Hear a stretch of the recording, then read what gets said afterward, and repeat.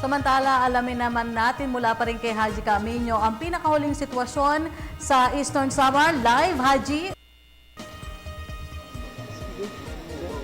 Magandang gabi sa inyo dyan, Rocky at Kirby. Patuloy nga sa pagdating yung mga tulong dito sa Giwan at sa iba pang bayan dito sa Eastern Samar. Ilan lamang dyan ay ang Department of Social Welfare and Development o DSWD, ang local government units, ang mga foreign volunteers at syempre ang ilang mga organizations. At kanina, isa sa mga dumating dito ay galing pa ng bansang Korea.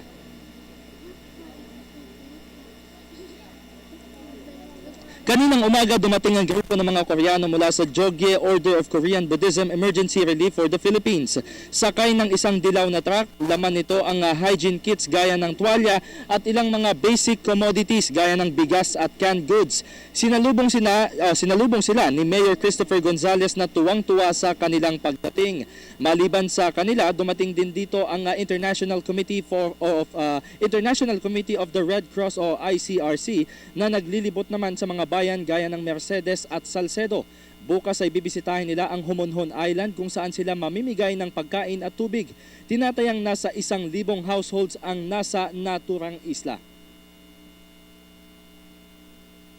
At Rocky, bigay lamang tayo ng update mula dito sa bayan ng Giwan.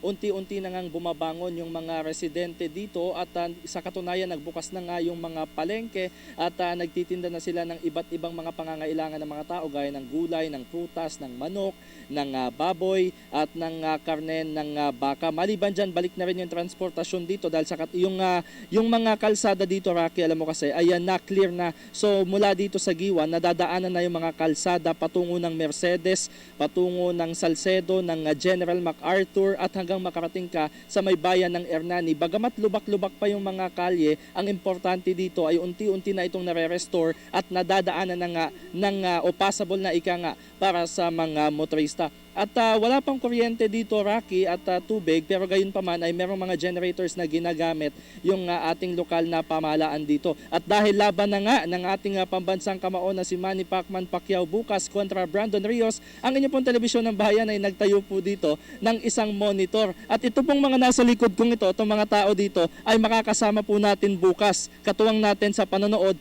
ng laban ni Pacquiao. Lahat po ba kayo? Mga excited na kayo sa laban ni Pacquiao? Siyempre! Yeah!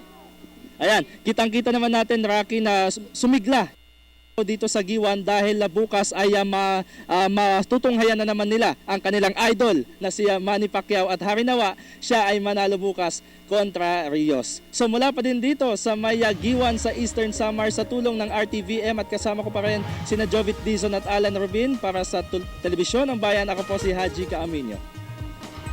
Maraming salamat, Haji, at kumusta po sa mga taga-Eastern Samar?